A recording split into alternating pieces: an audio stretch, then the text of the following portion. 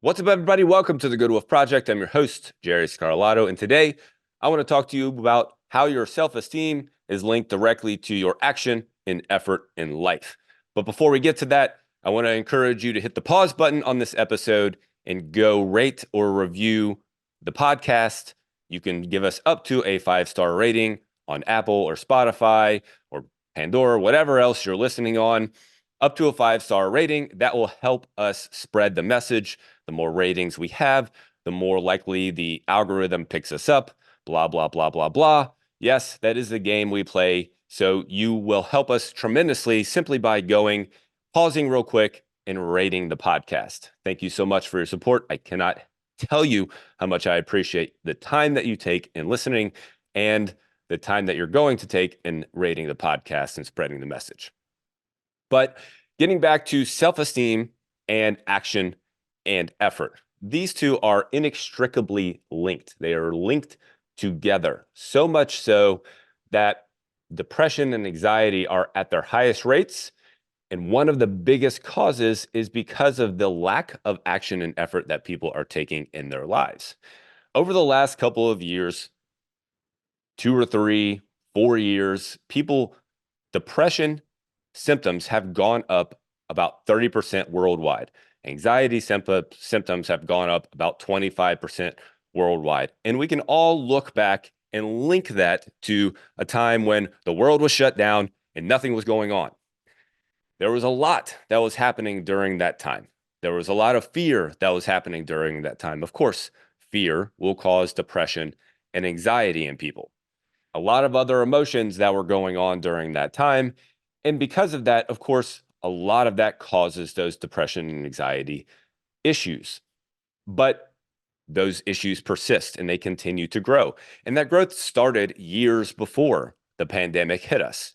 In 2015 forward, that time alone, depression and anxiety started to expand well beyond years before that. So, what is happening to us that is causing us to have higher levels of depressive symptoms, higher levels of anxiety symptoms? In the United States, something like 30% of adults have depressive symptoms, and 25 to 28% have anxiety symptoms. How can we have so many in a country that supposedly has an abundance of literally everything that we need? How can we have so much depression and anxiety? Now, of course, there's lots of things that play into this, lots of things. But like I said, the pandemic is over. COVID is still around, but we've already been told that you can treat COVID like the flu, which you could have all this time if the or the fear mongering hadn't been pushed upon you. But since the pandemic is over and we're moving on with our lives and we're trying to make the best of things, why are we still seeing those depression and anxiety things rise? Why is unfulfillment continuing to rise? Why is unhappiness continuing to rise? Why are we still continuing to struggle as a race, as human beings? Why are we continuing to struggle? Well, like I said, self-esteem and action and effort are inextricably linked. They are put together. They are one. And when you don't have one, you will miss the other, and vice versa. So, how does this idea connect? How do action and effort and depression and anxiety come together? Well, there's a line in a book that I would recommend you read, but it's kind of dense. It's probably 50 or 60 years old. It's on the psychology of self-esteem. It's written by a guy named Nathaniel Branden. He wrote a number of other important books around self-esteem and self-confidence as well. He literally wrote the book on self-esteem. And one of the lines in the book essentially gives us a glimpse in how our self-esteem and our self-confidence is linked to action. And what he said is, the primary desire of a man of self-confidence is to face challenges, to achieve, and to grow. The primary desire of the man lacking self-confidence is to be, quote unquote, safe. And therein lies the link between depression and anxiety and action and effort, and that is safety. So all throughout the pandemic, we were told how this thing was going to cause all kinds of issues. We were locked away. We were not to be doing anything. We weren't allowed to go out for months at a time, some of us years at a time. And because of that, we lost our ability to go out and make our lives better. And we lost our drive to want to do that because we were striving for safety. When you're striving for safety, what happens? You tend to start to take less action and put less effort into things. When you're trying to live a safe life, you tend to not challenge yourself. You tend to not want to grow. You tend to not want to push yourself outside of your comfort zone because you are putting yourself in a box and you're keeping yourself in a safe environment, physically and mentally. And that's the hardest part. And that's why mental health is such a big topic right now, because mentally people are having a hard time. People are having a hard time getting out of safety. We were put in this little safety box, and now we have this force field around us, and that force field is just keeping us there. And when you bump up against it, that safety squeezes you back down and squeezes your head and says, no, you can't go outside of this little box. So continuing to push and push outside of that force field is going to be important if you want to get and feel happy again, if you want to feel your self-esteem rise and feel your self-confidence rise and feel this depression and anxiety that may be weighing you down a little bit, get off of your back, if you will, because that feels like a big monkey on your back.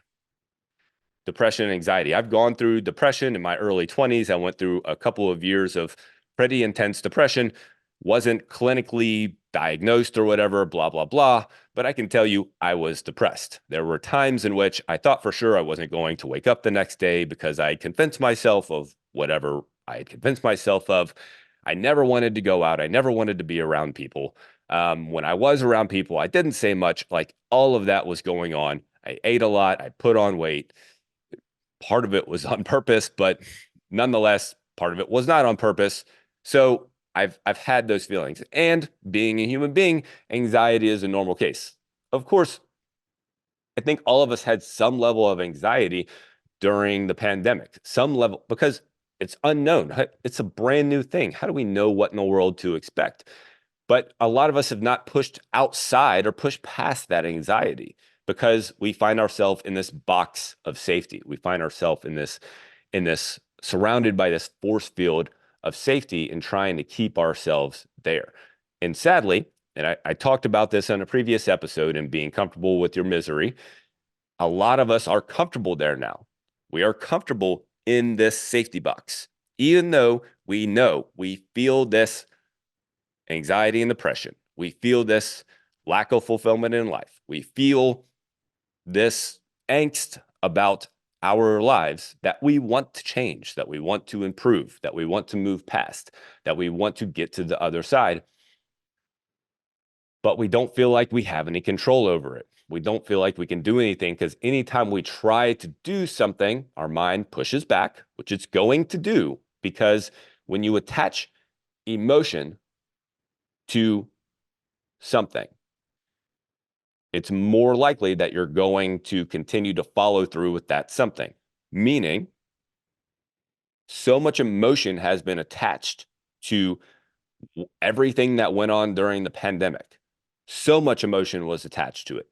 Not only, like I said, the fear that was going on and the anxiety that people had, but man, the divisiveness that was going on.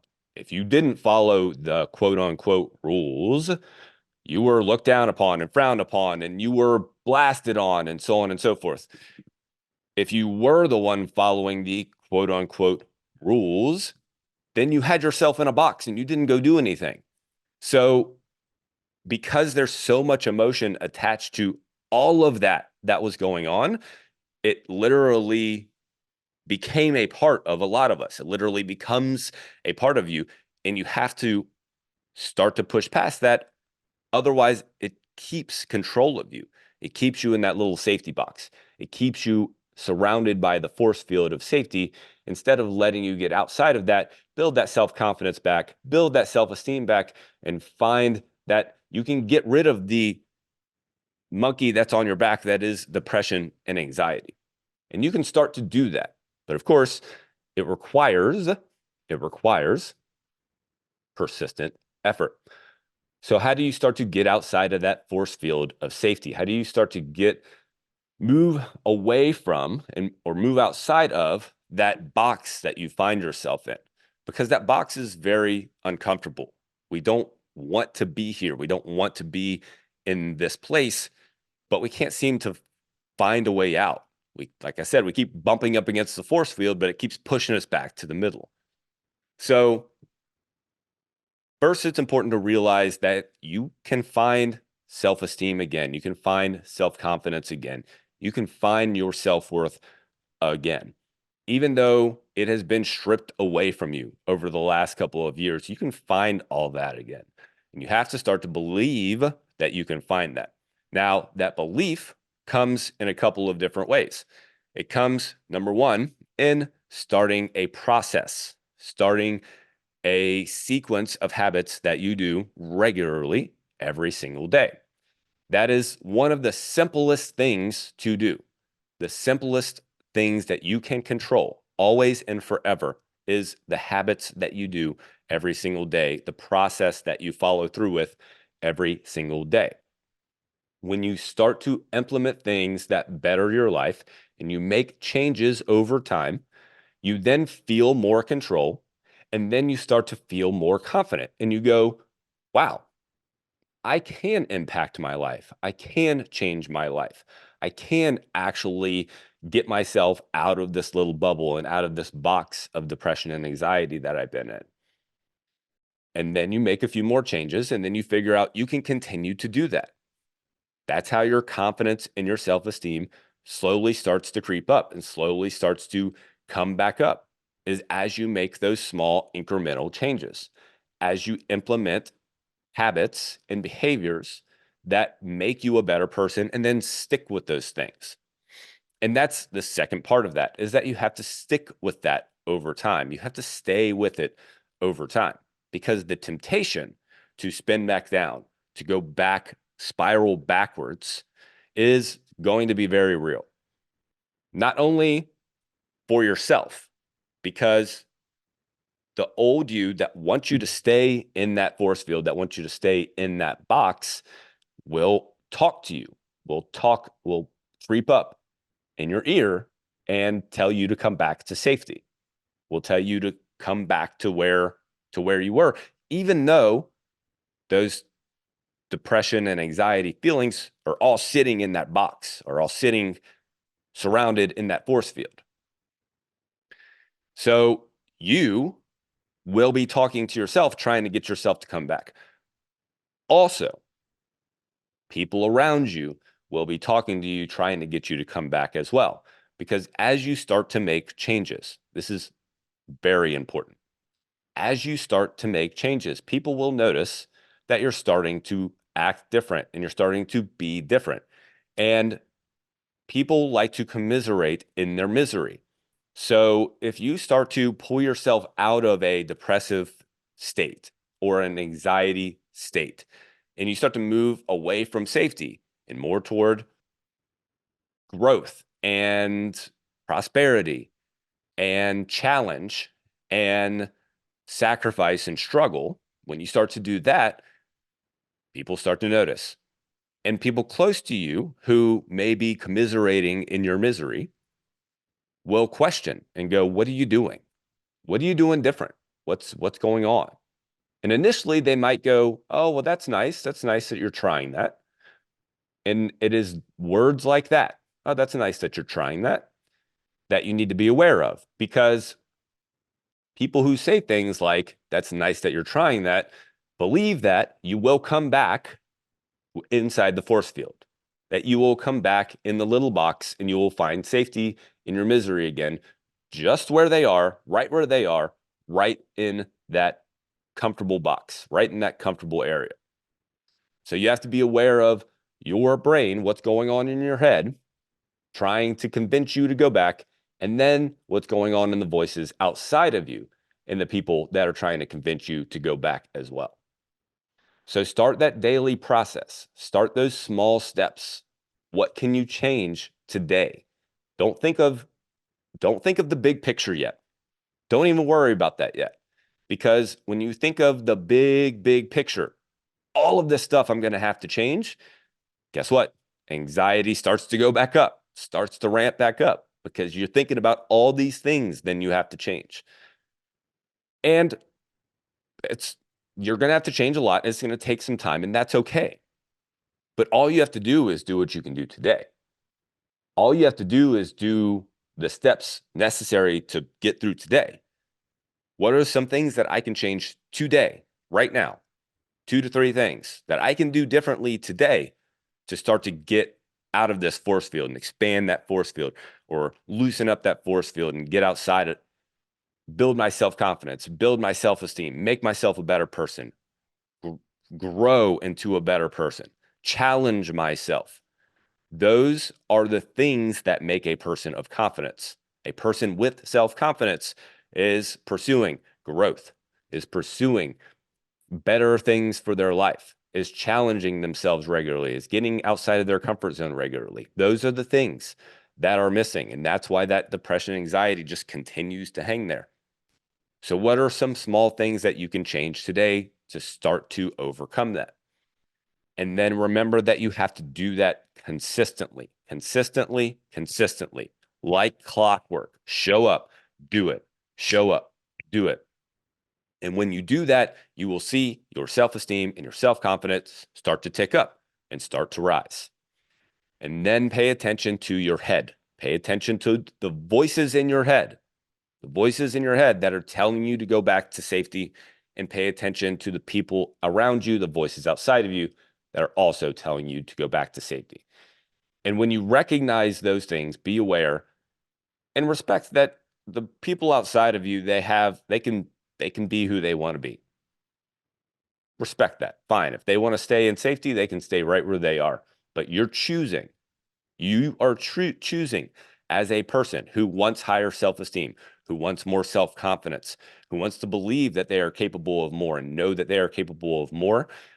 You are choosing to move forward and to get outside of the box of safety.